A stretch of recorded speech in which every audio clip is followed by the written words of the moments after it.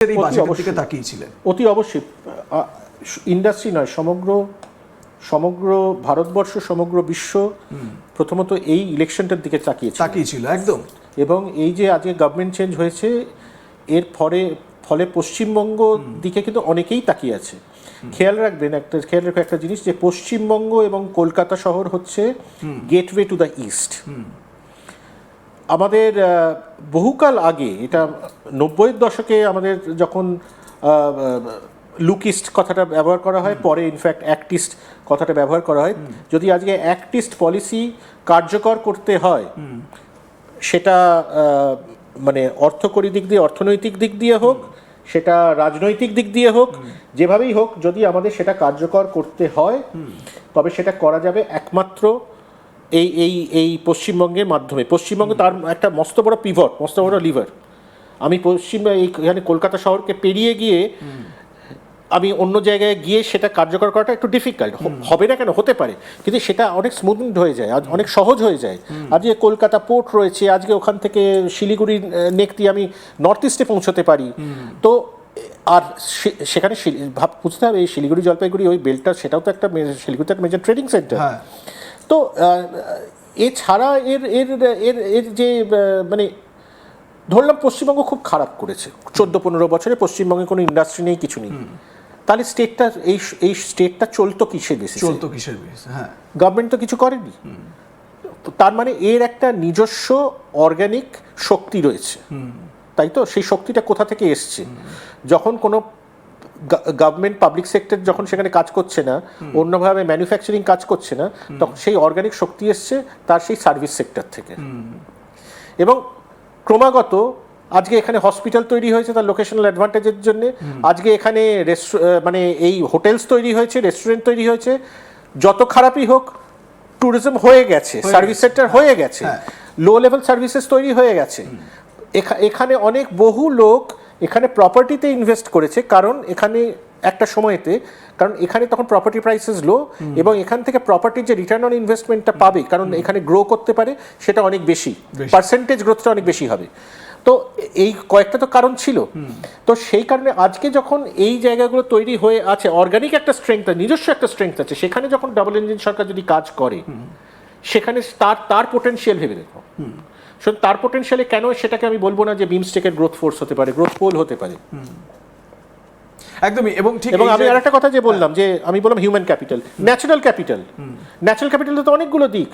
Natural ক্যাপিটালের একটা tourism, যে কথাটা বারবার বলা হয়েছে, আজকে ওখানে আমাদের নর্থের কথা বলা, নর্থ বেঙ্গলের কথা বলা হলো, সেখানে দক্ষিণবঙ্গের কথা ভাবো, সুন্দরবনকে নিয়ে আলাদা মানে একটা ভাবনা চিন্তা রয়েছে, ভাবনা চিন্তা করতেই হবে।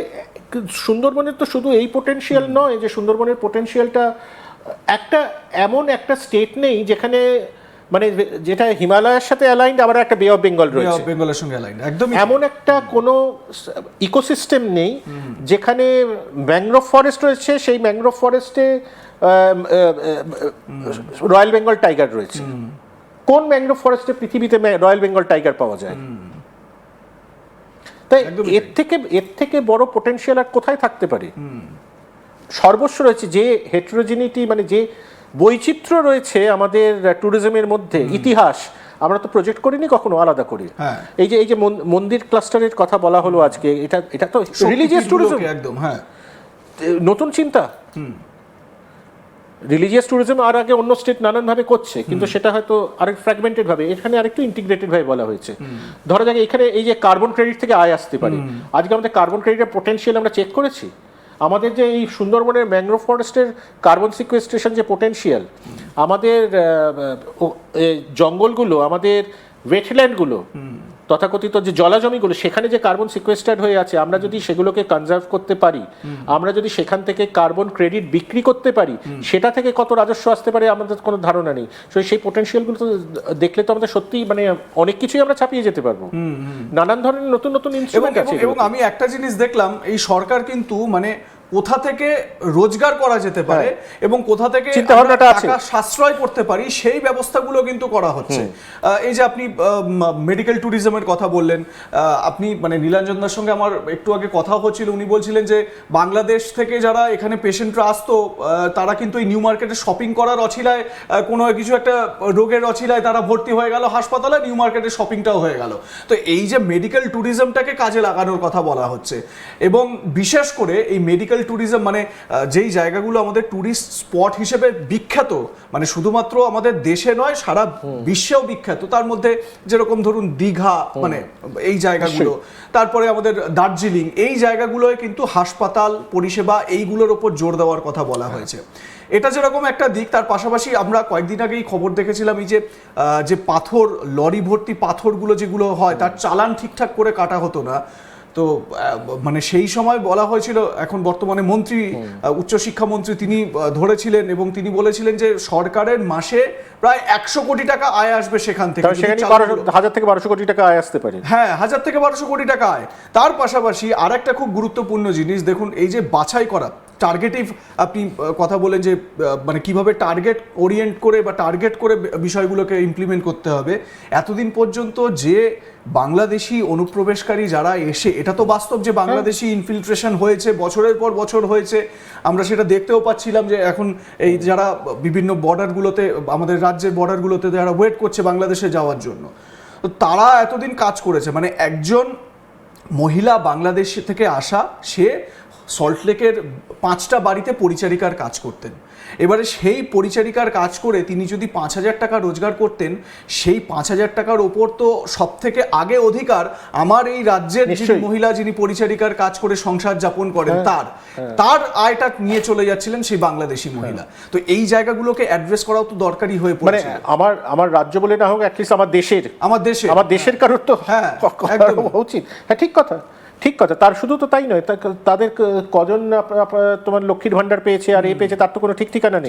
ভোট ব্যাংক পলিটিক্সের জন্য তো অনেক কিছু হয়েছে। তো সেই জায়গাগুলোতে ডেফিনেটলি টার্গেটিং দরকার। আর সবচেয়ে বড় জিনিস হচ্ছে যেটা মানে অর্থনীতি ডেফিনেটলি, মানে আমাদের বেঁচে থাকার জন্য অর্থনীতি, কিন্তু আমাদের বেঁচে থাকার জন্য আরেকটা জিনিস আরো বেশি প্রয়োজন আছে, সেটা হচ্ছে ন্যাশনাল সিকিউরিটি, একদমই সুরক্ষা। তো যে কারণে এই যে মানে এসআইআর তো ইন্ডিকেট করে গেছে যে কি সিচুয়েশন, আর এই এখন বাংলাদেশি ওখানে যাচ্ছে এবং ফেন্সিং করা হচ্ছে, এই জায়গাটা খুব ভীষণ প্রয়োজন। এবং যদি সিকিউরিটি আজকে প্রপার না থাকে, সেখানে কিন্তু ব্যবসা আসে না। ব্যবসা যদি দেখে যে সেখানে এ ধরনের একটা কাণ্ড কারখানা হচ্ছে, কি কোথায় আজকে কি দুম করে এখনো লোকে ভয় পায় হয়তো কাশ্মীরে ইনভেস্ট করতে। একদমই তাই, একদম। এই জায়গাটা কখন কি হতে পারে। এবং এদিক থেকে বলা যায় নীলাঞ্জন বাবু যে এই সরকার, পশ্চিমবঙ্গে নতুন সরকার আসার পরে মানুষের মনে এবং ইনভেস্টরদের মনে কিন্তু একটা ওই সিকিউরিটির একটা জায়গা থেকে একটা নিশ্চিন্ত তারা যে হ্যাঁ এবারে আমরা এখানে ইনভেস্ট করতে পারি। এবং আপনারা দেখেছেন আজকে আমরা এই বাজেট সেশনেও দেখেছি, অর্থমন্ত্রী তিনি পরিষ্কার বলেছেন যে এই ব্যবসায়ীদের থেকে চাঁদাবাজি, জোর করে চাঁদা চাওয়া,